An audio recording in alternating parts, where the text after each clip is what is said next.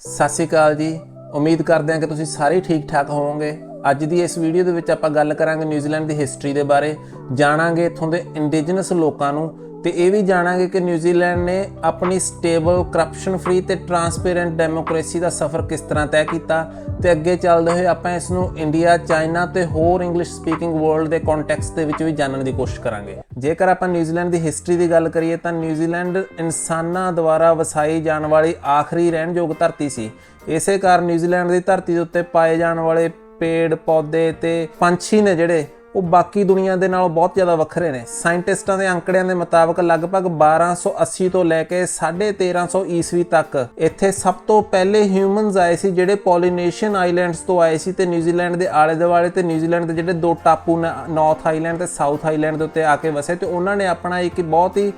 Distinct culture develop ਕੀਤਾ ਜਿਹੜਾ ਬਾਅਦ ਦੇ ਵਿੱਚ ਜਾ ਕੇ ਮੌਰੀ ਕਲਚਰ ਬਣਿਆ। ਫਿਰ ਲਗਭਗ 300 ਸਾਲ ਬਾਅਦ ਏਬਲ ਟੈਸਮੈਨ ਨਾਂ ਦਾ ਇੱਕ ਡੱਚ ਐਕਸਪਲੋਰਰ ਨਿਊਜ਼ੀਲੈਂਡ ਨੂੰ ਐਕਸਪਲੋਰ ਕਰਨ ਆਉਂਦਾ। ਉਹ ਕਦੇ ਨਿਊਜ਼ੀਲੈਂਡ ਦੀ ਧਰਤੀ ਦੇ ਉੱਤੇ ਪੈਰ ਨਹੀਂ ਪਾਉਂਦਾ ਹੈਗਾ, ਉਹ ਸਿਰਫ ਕੋਸਟ ਦੇ ਆਲੇ ਦੁਆਲੇ ਘੁੰਮ ਰਿਹਾ ਹੁੰਦਾ। ਇੰਨੇ ਦੇ ਵਿੱਚ ਉਹਦੀ ਮੌਰੀਆਂ ਦੇ ਨਾਲ ਝੜਪ ਹੋ ਜਾਂਦੀ ਹੈ ਜਿਸ ਦੇ ਵਿੱਚ ਏਬਲ ਟੈਸਮੈਨ ਦੇ 4 ਸਾਥੀ ਮਾਰੇ ਜਾਂਦੇ ਨੇ ਤੇ ਇੱਕ ਮੌਰੀ ਵੀ ਕੈਨਿਸਟਰ ਸ਼ਾਟ ਲੱਗਣ ਦੇ ਨਾਲ ਜ਼ਖਮੀ ਹੋ ਜਾਂਦਾ ਹੈ। ਫਿਰ ਇਸ ਤੋਂ ਬਾਅਦ ਲਗਭਗ 120 ਸਾਲ ਬੀਤ ਜਾਂਦੇ ਨੇ ਤੇ ਕੋਈ ਵੀ ਯੂਰਪੀਅਨ ਐਕਸਪਲੋਰਰ ਨਿਊਜ਼ੀਲੈਂਡ ਨਹੀਂ ਆਉਂਦਾ ਤੇ ਉਸ ਤੋਂ ਬਾਅਦ 1769 ਦੇ ਵਿੱਚ ਇੱਕ ਬ੍ਰਿਟਿਸ਼ ਐਕਸਪਲੋਰਰ ਜੇਮਸ ਕੁੱਕ ਉਹ ਨਿਊਜ਼ੀਲੈਂਡ ਆਉਂਦਾ ਤੇ ਉਸੇ ਇਨਸਾਨ ਨੇ ਸਭ ਤੋਂ ਪਹਿਲੀ ਵਾਰ ਨਿਊਜ਼ੀਲੈਂਡ ਦੀ ਕੋਸਟ ਲਾਈਨ ਦੀ ਮੈਪਿੰਗ ਕੀਤੀ ਸੀ। ਜੇਮਸ ਕੁੱਕ ਦੇ ਆਉਣ ਦਾ ਅਸਰ ਇਹ ਹੁੰਦਾ ਕਿ ਨਿਊਜ਼ੀਲੈਂਡ ਦਾ ਬਾਕੀ ਦੀ ਦੁਨੀਆ ਦੇ ਨਾਲ ਲਿੰਕ ਹੈ ਜਿਹੜਾ ਫਸਟ ਟਾਈਮ ਐਸਟੈਬਲਿਸ਼ ਹੋ ਜਾਂਦਾ ਤੇ ਇਸ ਤੋਂ ਬਾਅਦ ਨਾਰਥ ਅਮਰੀਕਨ ਤੇ ਯੂਰਪੀਅਨ ਟ੍ਰੇਡਿੰਗ ਸ਼ਿਪਸ ਨਿਊਜ਼ੀਲੈਂਡ ਆਉਣਾ ਸ਼ੁਰੂ ਕਰ ਦਿੰਦੀਆਂ ਨੇ। ਟ੍ਰੇਡਿੰਗ ਸ਼ਿਪਸ ਦੇ ਆਉਣ ਨਾਲ ਇੱਥੋਂ ਦੀ ਇੰਡੀਜਨਸ ਪੋਪੂਲੇਸ਼ਨ ਮੌਰੀਜ਼ ਦੇ ਵਿੱਚ ਪੋਟੈਟੋ ਤੇ ਮਸਕਟ ਹੈ ਜਿਹੜਾ ਉਹ ਪਹਿਲੀ ਵਾਰ ਇੰਟਰੋਡਿਊਸ ਹੁੰਦਾ ਹੈ। ਇਸ ਦੇ ਨਤੀਜੇ ਵਜੋਂ 1801 ਤੋਂ ਲੈ ਕੇ 1840 ਤੱਕ ਵੱਖ-ਵੱਖ ਮੌਰੀ ਟ੍ਰਾਈਬਸ ਦੇ ਵਿੱਚ 600 ਤੋਂ ਵੱਧ ਲੜਾਈਆਂ ਲੜੀਆਂ ਜਾਂਦੀਆਂ ਨੇ ਤੇ ਜਿਨ੍ਹਾਂ ਦੇ ਵਿੱਚ 30,000 ਤੋਂ ਲੈ ਕੇ 40,000 ਮੌਰੀ ਮਾਰੇ ਜਾਂਦੇ ਨੇ ਤੇ ਇਹਨਾਂ ਨੂੰ ਨਿਊਜ਼ੀਲੈਂਡ ਦੀ ਹਿਸਟਰੀ ਦੇ ਵਿੱਚ ਮਸਕਟ ਵਾਰਸ ਦੇ ਨਾਂ ਨਾਲ ਜਾਣਿਆ ਜਾਂਦਾ ਹੈ। ਇਸੇ ਦੌਰਾਨ ਕ੍ਰਿਸਚੀਅਨ ਮਿਸ਼ਨਰੀਜ਼ ਨੇ ਜੋ ਉਹ ਨਿਊਜ਼ੀਲੈਂਡ ਦੇ ਵਿੱਚ ਸੈਟਲ ਹੋਣਾ ਸ਼ੁਰੂ ਕਰ ਦਿੰਦੇ ਨੇ ਤੇ ਜਦੋਂ ਕ੍ਰਿਸਚੀਅਨ ਮਿਸ਼ਨਰੀਜ਼ ਨਿਊਜ਼ੀਲੈਂਡ ਦੇ ਵਿੱਚ ਆ ਜਾਂਦੇ ਨੇ ਤਾਂ ਹੋਰ ਯੂਰਪੀਅਨ ਲੋਕ ਆਉਣ ਲੱਗ ਜਾਂਦੇ ਨੇ ਨਿਊਜ਼ੀਲੈਂਡ ਦੇ ਵਿੱਚ ਤਾਂ ਮੌਰੀ ਲੋਕਾਂ ਦੇ ਵਿੱਚ ਬਿਮਾਰੀਆਂ ਫੈਲ ਜਾਂਦੀਆਂ ਨੇ ਕਿਉਂਕਿ ਮੌਰੀ ਲੋਕ ਸੀ ਉਹ ਇਹਨਾਂ ਬਿਮਾਰੀਆਂ ਤੋਂ ਇਮਿਊਨ ਨਹੀਂ ਸੀ ਹੈਗੇ ਕਿਉਂਕਿ ਮੌਰੀ ਲੋਕ ਬਹੁਤ ਲੰਮਾ ਸਮਾਂ ਇੱਕ ਆਈਸੋਲੇਸ਼ਨ ਦੇ ਵਿੱਚ ਰਹੇ ਹੋਏ ਸੀ। ਇਸ ਦਾ ਨਤੀਜਾ ਇਹ ਹੋਇਆ ਕਿ ਮੌਰੀਆਂ ਦੀ ਪੋਪੂਲੇਸ਼ਨ ਵਾਰਸ ਤੇ ਬਿਮਾਰੀਆਂ ਦੇ ਨਾਲ ਘਟ ਕੇ 40% ਰਹਿ ਗਈ। ਜਦੋਂ ਨਿਊਜ਼ੀਲੈਂਡ ਦੇ ਵਿੱਚ ਬ੍ਰਿਟਿਸ਼ ਲੋਕਾਂ ਦੀ ਤੇ ਯੂਰਪੀਅਨ ਲੋਕਾਂ ਦੀ ਗਿਣਤੀ ਥੋੜੀ ਜਿਹੀ ਵਧਣ ਲੱਗ ਜਾਂਦੀ ਹੈ ਤਾਂ ਬ੍ਰਿਟਿਸ਼ ਸਰਕਾਰ 1832 ਦੇ ਵਿੱਚ ਜੇਮਸ ਬਸਬੀ ਨਾਂ ਦੇ ਇਨਸਾਨ ਨੂੰ British resident to New Zealand appoint ਕਰਦੀ ਹੈ ਤੇ ਉਹਦਾ ਕੰਮ ਸੀ ਕਿ ਬ੍ਰਿਟਿਸ਼ ਟ੍ਰੇਡ ਨੂੰ ਪ੍ਰੋਟੈਕਟ ਕਰਨਾ। ਨੰਬਰ 2 ਬ੍ਰਿਟਿਸ਼ ਤੇ ਅਨਰੂਲੀ ਇੰਗਲਿਸ਼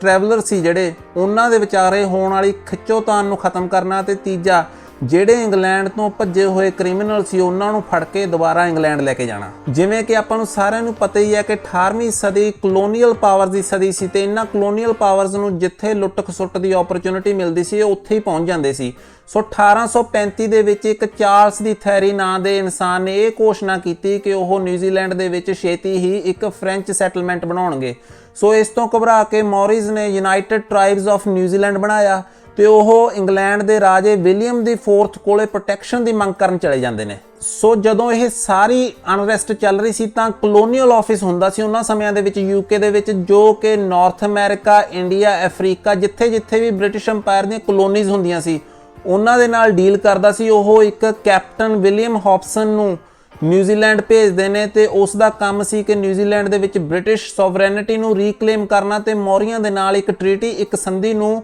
ਨੈਗੋਸ਼ੀਏਟ ਕਰਨਾ। ਸੋ ਨੈਗੋਸ਼ੀਏਸ਼ਨ ਦਾ ਨਤੀਜਾ ਇਹ ਨਿਕਲਿਆ ਕਿ ਬ੍ਰਿਟਿਸ਼ ਤੇ ਮੌਰੀਜ਼ ਦੇ ਵਿਚਕਾਰ ਇੱਕ ਸੰਧੀ ਹੁੰਦੀ ਹੈ ਜਿਸ ਨੂੰ ਟ੍ਰੀਟੀ ਆਫ ਵਾਈਟੈਂਗੀ ਦਾ ਨਾਮ ਦਿੱਤਾ ਗਿਆ ਤੇ ਇਹ 6 ਫਰਵਰੀ 1840 ਨੂੰ ਬੇ ਆਫ ਆਈਲੈਂਡ ਵਿਖੇ ਸਾਈਨ ਹੋਈ ਤੇ ਇਸ ਟ੍ਰੀਟੀ ਦੇ ਕਾਰਨ ਜੋ ਨਿਊਜ਼ੀਲੈਂਡ ਦੇ ਵਿੱਚ ਸੋਸ਼ਲ ਤੇ ਇਕਨੋਮਿਕ ਪ੍ਰੋਬਲਮਸ ਨੇ ਜਨਮ ਲਿਆ ਉਹ ਅਸੀਂ ਅੱਜ ਵੀ ਨਿਊਜ਼ੀਲੈਂਡ ਦੀ ਸੋਸਾਇਟੀ ਦੇ ਵਿੱਚ ਨੰਗੀ ਅੱਖ ਦੇ ਨਾਲ ਦੇਖ ਸਕਦੇ ਹਾਂ। ਸੋ ਇਹ ਟ੍ਰੀਟੀ ਮੌਰੀਆਂ ਦੇ ਨਾਲ ਇੱਕ ਵੱਡਾ ਧੋਖਾ ਸੀ। ਜਿਸ ਤਰ੍ਹਾਂ ਇੰਡੀਆ ਦੇ ਵਿੱਚ ਲੁੱਟ ਖਸੁੱਟ ਕਰਨ ਲਈ ਈਸਟ ਇੰਡੀਆ ਕੰਪਨੀ ਆਈ ਸੀ ਉਸੇ ਤਰ੍ਹਾਂ ਦੀ ਇੱਕ ਕੰਪਨੀ ਨਿਊਜ਼ੀਲੈਂਡ ਦੇ ਵਿੱਚ ਵੀ ਸੀ ਜਿਸ ਦਾ ਨਾਮ ਸੀ ਨਿਊਜ਼ੀਲੈਂਡ ਕੰਪਨੀ ਤੇ ਉਸ ਦੀ ਇੱਕ ਇੱਛਾ ਸੀ ਕਿ ਅਸੀਂ ਵੈਲਿੰਗਟਨ ਦੇ ਵਿੱਚ ਇੱਕ ਸੈਟਲਮੈਂਟ ਬਣਾਈਏ। ਸੋ ਇਸ ਇੱਛਾ ਨੂੰ ਪੂਰਾ ਕਰਨ ਦੇ ਲਈ ਕੈਪਟਨ ਵਿਲੀਅਮ ਥਾਮਸ ਨੇ 21 ਮਈ 1840 ਨੂੰ ਪੂਰੇ ਦੇ ਪੂਰੇ ਨਿਊਜ਼ੀਲੈਂਡ ਦੇ ਉੱਤੇ ਬ੍ਰਿਟਿਸ਼ ਸੋਵਰੇਨਿਟੀ ਡਿਕਲੇਅਰ ਕਰ ਦਿੱਤੀ। ਜਦੋਂ ਕਿ ਟ੍ਰੀਟੀ ਆਫ ਵਾਈਟੈਂਗੀ ਦੀਆਂ ਕਾਪੀਆਂ ਬਾਕੀ ਮੌਰੀ ਲੀਡਰਾਂ ਦੇ ਕੋਲੇ ਹਜੇ ਪਹੁੰਚਣ ਦਾ ਇੰਤਜ਼ਾਰ ਕਰ ਰਹੀਆਂ ਸੀ ਤੇ ਉਹਨਾਂ ਦੇ ਸਾਈਨ ਵੀ ਨਹੀਂ ਸੀ ਹੋਏ। ਸੋ ਇਸ ਗੱਲ ਦਾ ਸਿੱਧਾ ਮਤਲਬ ਇਹ ਸੀ ਕਿ ਤੁਸੀਂ ਟ੍ਰੀਟੀ ਆਫ ਵਾਈਟੈਂਗੀ ਦੇ ਕਾਗਜ਼ਾਂ ਨੂੰ ਸਾਈਨ ਕਰੋ ਜਾਂ ਨਾ ਕਰੋ, ਬਟ ਅੱਜ ਤੋਂ ਬਾਅਦ ਨਿਊਜ਼ੀਲੈਂਡ ਦੇ ਵਿੱਚ ਬ੍ਰਿਟਿਸ਼ ਲਾਅ ਲਾਗੂ ਹੋਊਗਾ। ਬ੍ਰਿਟਿਸ਼ ਲਾਅ ਲਾਗੂ ਹੋਣ ਤੋਂ ਬਾਅਦ ਨਿਊਜ਼ੀਲੈਂਡ ਦੇ ਵਿੱਚ ਇੰਗਲੈਂਡ ਤੋਂ ਆਉਣ ਵਾਲੇ ਲੋਕਾਂ ਦੀ ਗਿਣਤੀ ਵੱਧ ਜਾਂਦੀ ਹੈ ਤੇ ਜਿਸ ਨਿਊਜ਼ੀਲੈਂਡ ਨੂੰ ਨਿਊ ਸਾਊਥ ਵੇਲਜ਼ ਦੀ ਇੱਕ ਕਲੋਨੀ ਦੇ ਤੌਰ ਤੇ ਜਾਣਿਆ ਜਾਂਦਾ ਸੀ, ਉਹ 3 ਮਈ 1841 ਨੂੰ ਇੱਕ ਆਪਣੇ ਆਪ ਦੇ ਵਿੱਚ ਕਲੋਨੀ ਬਣ ਜਾਂਦੀ ਹੈ, ਜਿਸ ਨੂੰ ਕਲੋਨੀ ਆਫ ਨਿਊਜ਼ੀਲੈਂਡ ਕਿਹਾ ਜਾਂਦਾ ਹੈ। 1843 ਆਉਂਦੇ ਮੌਰੀ ਨੇ ਜਿਹੜੇ ਉਹ ਥੋੜਾ ਜਿਹਾ ਨੀਂਦ ਦੇ ਵਿੱਚੋਂ ਜਾਗਦੇ ਨੇ ਤੇ ਉਹ ਬ੍ਰਿਟਿਸ਼ ਸਰਕਾਰ ਜਿਹੜੀ ਕਿ ਉਸ ਸਮੇਂ ਇੱਥੋਂ ਦੀ ਕਲੋਨੀਅਲ ਸਰਕਾਰ ਹੁੰਦੀ ਹੈ, ਉਹਨਾਂ ਤੇ ਮੌਰੀਆਂ ਦੇ ਵਿਚਕਾਰ ਜ਼ਮੀਨਾਂ ਨੂੰ ਤੇ ਬ੍ਰਿਟਿਸ਼ ਸੋਵਰੇਨਿਟੀ ਨੂੰ ਲੈ ਕੇ ਯੁੱਧ ਛਿੜ ਜਾਂਦਾ ਹੈ ਤੇ ਇਹ ਯੁੱਧ ਜ਼ਿਆਦਾਤਰ ਨਾਰਥ ਆਈਲੈਂਡ ਦੇ ਵਿੱਚ ਹੀ ਲੜਿਆ ਜਾਂਦਾ, ਜਿਸ ਦੇ ਨਤੀਜੇ ਵੱਲੋਂ ਇੰਪੀਰੀਅਲ ਆਰਮੀ ਤੇ ਰਾਇਲ ਨੇਵੀ ਨਿਊਜ਼ੀਲੈਂਡ ਦੇ ਵਿੱਚ ਆ ਜਾਂਦੇ ਨੇ ਤੇ ਇਸ ਯੁੱਧ ਨੂੰ ਨਿਊਜ਼ੀਲੈਂਡ ਵਾਰਸ ਦੇ ਨਾਂ ਨਾਲ ਹਿਸਟਰੀ ਦੇ ਵਿੱਚ ਜਾਣਿਆ ਜਾਂਦਾ। ਤੇ ਯੁੱਧ ਦਾ ਨਤੀਜਾ ਇਹ ਹੋਇਆ ਕਿ ਮੌਰੀਆਂ ਦੇ ਕੋਲੇ ਜਿਹੜੀਆਂ ਬਚੀਆਂ ਖੁਚੀਆਂ ਜ਼ਮੀਨਾਂ ਸੀ ਉਹ ਵੀ ਖੋਹ ਲਈਆਂ ਤੇ ਇੰਗਲੈਂਡ ਤੋਂ ਆਉਣ ਵਾਲੇ ਸੈਟਲਰਸ ਨੂੰ ਵੰਡ ਦਿੱਤੀਆਂ। 1852 ਆਉਂਦੇ ਨਿਊਜ਼ੀਲੈਂਡ ਨੂੰ ਰੈਪਰੈਜ਼ੈਂਟੇਟਿਵ ਗਵਰਨਮੈਂਟ ਮਿਲ ਜਾਂਦੀ ਹੈ ਤੇ 1856 ਦੇ ਵਿੱਚ ਪਹਿਲੀ ਪਾਰਲੀਮੈਂਟ ਮੀਟਿੰਗ ਬੁਲਾਈ ਜਾਂਦੀ ਹੈ ਤੇ 1856 ਦੇ ਵਿੱਚ ਸੈਲਫ ਗਵਰਨਿੰਗ ਸਟੇਟਸ ਮਿਲ ਜਾਂਦਾ, ਜਿਸ ਦਾ ਮਤਲਬ ਇਹ ਸੀ ਕਿ ਨੇਟਿਵ ਮੁੱਦਿਆਂ ਤੋਂ ਬਿਨਾਂ ਨਿਊਜ਼ੀਲੈਂਡ ਆਪਣੇ ਬਾਕੀ ਸਾਰੇ ਮੁੱਦੇ ਸੁਲਝਾ ਸਕਦਾ ਤੇ 1860 ਦੇ ਵਿੱਚ ਨੇਟਿਵ ਮੁੱਦਿਆਂ ਨੂੰ ਸੁਲਝਾਉਣ ਦਾ ਹੱਕ ਵੀ ਨਿਊਜ਼ੀਲੈਂਡ ਦੀ ਸਰਕਾਰ ਨੂੰ ਦੇ ਦਿੱਤਾ ਜਾਂਦਾ ਹੈ। ਉਸ ਸਮੇਂ ਦੇ ਚੱਲ ਰਹੇ ਹਾਲਾਤਾਂ ਨੂੰ ਦੇਖਦੇ ਹੋਏ ਇੱਥੋਂ ਦੇ ਪ੍ਰੀਮੀਅਰ ਐਲਫਰਡ ਡੋਮਟ ਨੂੰ ਲੱਗਿਆ ਕਿ ਕਿਤੇ ਸਾਊਥ ਆਈਲੈਂਡ ਨਿਊਜ਼ੀਲੈਂਡ ਨਾਲੋਂ ਵੱਖਰਾ ਹੋ ਕੇ ਆਪਣੀ ਵੱਖਰੀ ਕਲੋਨੀ ਨਾ ਬਣਾ ਲੇ, ਤਾਂ ਉਹਨਾਂ ਨੇ ਸੁਝਾਅ ਦਿੱਤਾ ਕਿ ਆਕਲੈਂਡ ਤੋਂ ਕੈਪੀਟਲ ਨੂੰ ਮੂਵ ਕਰਕੇ ਕੁੱਕ ਸਟ੍ਰੇਟ ਕੋਲੇ ਲਿਜਾਇਆ ਜਾਵੇ ਤਾਂ ਜੋ ਇਹ ਮੋਰ ਸੈਂਟਰਲ ਹੋ ਜੇ। ਤਾਂ ਉਹਨਾਂ ਨੇ ਸੁਝਾਅ ਦਿੱਤਾ ਕਿ ਕੈਪੀਟਲ ਆਪਾਂ ਵੈਲਿੰਗਟਨ ਰੱਖੀਏ ਤੇ ਉੱਥੇ ਹੀ ਉਹਨਾਂ ਨੇ 1865 ਦੇ ਵਿੱਚ ਪਹਿਲੀ ਆਫੀਸ਼ੀਅਲ ਪਾਰਲੀਮੈਂਟ ਮੀਟ ਸੱਦੀ। ਸੋ 1891 ਦੇ ਵਿੱਚ ਲਿਬਰਲ ਪਾਰਟੀ ਜਿਹੜੀ ਕਿ ਨਿਊਜ਼ੀਲੈਂਡ ਦੀ ਪਹਿਲੀ ਆਰਗੇਨਾਈਜ਼ਡ ਪੋਲੀਟੀਕਲ ਪਾਰਟੀ ਸੀ, ਉਹ ਰਿਚਰਡ ਸੀਡਨ ਦੀ ਅਗਵਾਈ ਦੇ ਵਿੱਚ ਸੱਤਾ ਹਾਸਲ ਕਰਦੀ ਹੈ ਤੇ ਸੱਤਾ ਹਾਸਲ ਕਰਨ ਤੋਂ ਬਾਅਦ ਉਹ ਸਭ ਤੋਂ ਪਹਿਲੇ ਬਦਲਾਅ ਜਿਹੜੇ ਲੈ ਕੇ ਆਉਂਦੇ ਨੇ ਉਹ ਸੋਸ਼ਲ ਤੇ ਇਕਨੋਮਿਕ ਹੁੰਦੇ ਨੇ, ਜਿਵੇਂ ਕਿ 1893 ਦੇ ਵਿੱਚ ਨਿਊਜ਼ੀਲੈਂਡ ਦੁਨੀਆ ਦਾ ਪਹਿਲਾ ਦੇਸ਼ ਬਣਦਾ ਜਿਹੜਾ ਔਰਤਾਂ ਨੂੰ ਵੋਟ ਦੇਣ ਦਾ ਅਧਿਕਾਰ ਦਿੰਦਾ, ਉਹ ਵੀ ਔਰਤਾਂ ਦੇ ਮੰਗ ਕੀਤੇ ਬਿਨਾਂ। ਤੇ 1894 ਦੇ ਵਿੱਚ ਨਿਊਜ਼ੀਲੈਂਡ ਦੁਨੀਆ ਦਾ ਹੀ ਪਹਿਲਾ ਦੇਸ਼ ਬਣਦਾ ਜਿਹਨੇ ਮਿਨੀਮਮ ਵੇਜ ਐਕਟ ਲਿਆਂਦਾ। ਉਸ ਸਮੇਂ ਤੱਕ ਦੁਨੀਆ ਦੇ ਵਿੱਚ ਕਿਤੇ ਮਿਨੀਮਮ ਵੇਜ ਦਾ ਕਨਸੈਪਟ ਹੀ ਨਹੀਂ ਸੀ ਹੈਗਾ। ਸੋ 1907 ਦੇ ਵਿੱਚ ਨਿਊਜ਼ੀਲੈਂਡ ਪਾਰਲੀਮੈਂਟ ਦੀ ਰਿਕੁਐਸਟ ਦੇ ਉੱਤੇ ਕਿੰਗ ਐਡਵਰਡ ਦੀ 7th ਨੇ ਨਿਊਜ਼ੀਲੈਂਡ ਨੂੰ ਡੋਮੀਨੀਅਨ ਵਿਦਨ ਦੀ ਬ੍ਰਿਟਿਸ਼ ਅੰਪਾਇਰ ਦਾ ਦਰਜਾ ਦਿੱਤਾ, ਜਿਹੜਾ ਕਿ ਨਿਊਜ਼ੀਲੈਂਡ ਦੇ ਸੈਲਫ ਰੂਲ ਸਟੇਟਸ ਨੂੰ ਦਰਸਾਉਂਦਾ ਸੀ। ਤੇ ਡੋਮੀਨੀਅਨ ਦਾ ਦਰਜਾ ਹਾਸਲ ਕਰਨ ਤੋਂ ਲਗਭਗ 40 ਸਾਲ ਬਾਅਦ 1947 ਦੇ ਵਿੱਚ ਨਿਊਜ਼ੀਲੈਂਡ ਵੈਸਟਮਿਨਿਸਟਰ ਰੂਲ ਅਪਣਾਉਂਦਾ। ਇਹਦਾ ਮਤਲਬ ਇਹ ਸੀ ਕਿ ਬ੍ਰਿਟਿਸ਼ ਸਰਕਾਰ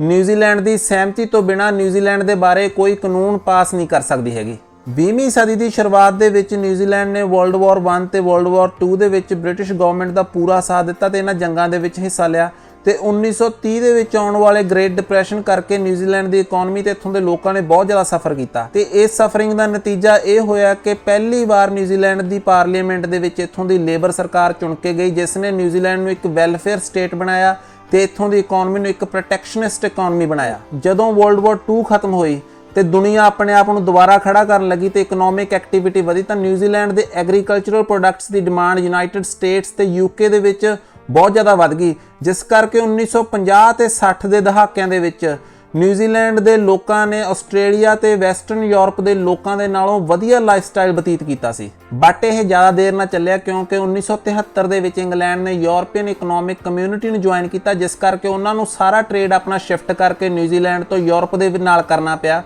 ਤੇ ਇਸ ਦੇ ਨਾਲ 1973 ਦੇ ਵਿੱਚ ਆਇਆ ਆਇਲ ਕ੍ਰਾਈਸਿਸ ਤੇ 1969 ਦੇ ਵਿੱਚ ਆਉਣ ਵਾਲੇ ਐਨਰਜੀ ਕ੍ਰਾਈਸਿਸ ਕਰਕੇ ਨਿਊਜ਼ੀਲੈਂਡ ਡਿਵੈਲਪਡ ਵਰਲਡ ਦੇ ਵਿੱਚ ਲੋਐਸਟ ਪਰ ਕੈਪੀਟਾ ਇਨਕਮ ਕੰਟਰੀਆਂ ਦੇ ਵਿੱਚ ਆਉਣ ਲੱਗਿਆ ਤੇ ਇਸ ਦਾ ਹੱਲ ਨਿਊਜ਼ੀਲੈਂਡ ਨੇ ਇਸ ਤਰ੍ਹਾਂ ਕੱਢਿਆ ਕਿ ਉਹਨਾਂ ਨੇ ਖੇਤੀਬਾੜੀ ਨੂੰ ਦੇਣ ਵਾਲੀਆਂ ਸਾਰੀਆਂ ਸਬਸਿਡੀਜ਼ ਉਹ ਖਤਮ ਕਰਤੀਆਂ ਤੇ ਇਕਨੋਮੀ ਨੂੰ ਡੀਰੈਗੂਲੇਟ ਕੀਤਾ, ਮੀਨਸ ਓਪਨ ਕੀਤਾ। ਜੇਕਰ ਆਪਾਂ ਅੱਜ ਦੀ ਗੱਲ ਕਰੀਏ ਤਾਂ ਚਾਈਨਾ ਨਿਊਜ਼ੀਲੈਂਡ ਦਾ ਸਭ ਤੋਂ ਵੱਡਾ ਟ੍ਰੇਡਿੰਗ ਪਾਰਟਨਰ ਹੈ ਤੇ ਇਸ ਟ੍ਰੇਡਿੰਗ ਪਾਰਟਨਰ ਹੋਣ ਦਾ ਕਾਰਨ ਹੈ ਫ੍ਰੀ ਟ੍ਰੇਡ ਐਗਰੀਮੈਂਟ। ਇਹ ਫ੍ਰੀ ਟ੍ਰੇਡ ਐਗਰੀਮੈਂਟ 7 ਅਪ੍ਰੈਲ 2008 ਨੂੰ ਸਾਈਨ ਹੋਇਆ ਸੀ ਤੇ ਨਿਊਜ਼ੀਲੈਂਡ ਪਹਿਲਾ ਡਿਵੈਲਪਡ ਕੰਟਰੀ ਬਣਿਆ ਸੀ ਜਿਸ ਨਾਲ ਚਾਈਨਾ ਨੇ ਫ੍ਰੀ ਟ੍ਰੇਡ ਐਗਰੀਮੈਂਟ ਸਾਈਨ ਕੀਤਾ ਸੀ। ਜਿੱਥੇ ਚਾਈਨਾ ਦੇ ਨਾਲ ਨਿਊਜ਼ੀਲੈਂਡ ਦੇ ਨਿੱਘੇ ਸਬੰਧ ਨੇ, ਉੱਥੇ ਨਿਊਜ਼ੀਲੈਂਡ ਨਾਲ ਫਾਈਵ ਆਈਜ਼ ਅਲਾਈਅੰਸ ਦਾ ਵੀ ਮੈਂਬਰ ਹੈ। ਇਸ ਅਲਾਈਅੰਸ ਦੇ ਵਿੱਚ ਯੂਕੇ, US, ਕੈਨੇਡਾ, ਆਸਟ੍ਰੇਲੀਆ ਤੇ ਨਿਊਜ਼ੀਲੈਂਡ ਹਨ। ਤੇ ਜਦੋਂ ਡੋਨਲਡ ਟਰੰਪ ਦੀ ਚਾਈਨਾ ਦੇ ਨਾਲ ਟ੍ਰੇਡ ਵਾਰ ਚੱਲੀ ਤੇ ਬਾਕੀ ਦਾ ਇੰਗਲਿਸ਼ ਸਪੀਕਿੰਗ ਵਰਲਡ ਵੀ ਡੋਨਲਡ ਟਰੰਪ ਦੀ ਹੀ ਭਾਸ਼ਾ ਬੋਲ ਰਿਹਾ ਸੀ, ਤਾਂ ਨਿਊਜ਼ੀਲੈਂਡ ਨੇ ਬੈਲੈਂਸ ਬਣਾਈ ਰੱਖਿਆ ਤੇ ਚਾਈਨਾ ਦੇ ਨਾਲ ਟ੍ਰੇਡ ਕਰਦਾ ਰਿਹਾ। ਇਸ ਕਰਕੇ ਨਿਊਜ਼ੀਲੈਂਡ ਨੂੰ ਇੰਗਲਿਸ਼ ਸਪੀਕਿੰਗ ਮੀਡੀਆ ਦੀ ਬਹੁਤ ਜ਼ਿਆਦਾ ਤਨਕੀਦ ਦਾ ਸਾਹਮਣਾ ਕਰਨਾ ਪਿਆ ਸੀ। ਤੇ ਜੇਕਰ ਇਸ ਨੂੰ ਆਪਣੇ ਦੇਸ਼ ਇੰਡੀਆ ਦੇ ਨਾਲ ਕੰਪੇਅਰ ਕੀਤਾ ਜਾਵੇ ਤਾਂ ਨਿਊਜ਼ੀਲੈਂਡ ਦੇ ਵਿੱਚ 2 ਲੱਖ ਤੋਂ ਵੱਧ ਇੰਡੀਅਨ ਹੋਣ ਦੇ ਬਾਵਜੂਦ ਵੀ ਨਿਊਜ਼ੀਲੈਂਡ ਤੇ ਇੰਡੀਆ ਇੱਕ ਫ੍ਰੀ ਟ੍ਰੇਡ ਐਗਰੀਮੈਂਟ ਸਾਈਨ ਨਹੀਂ ਕਰ ਸਕੇ।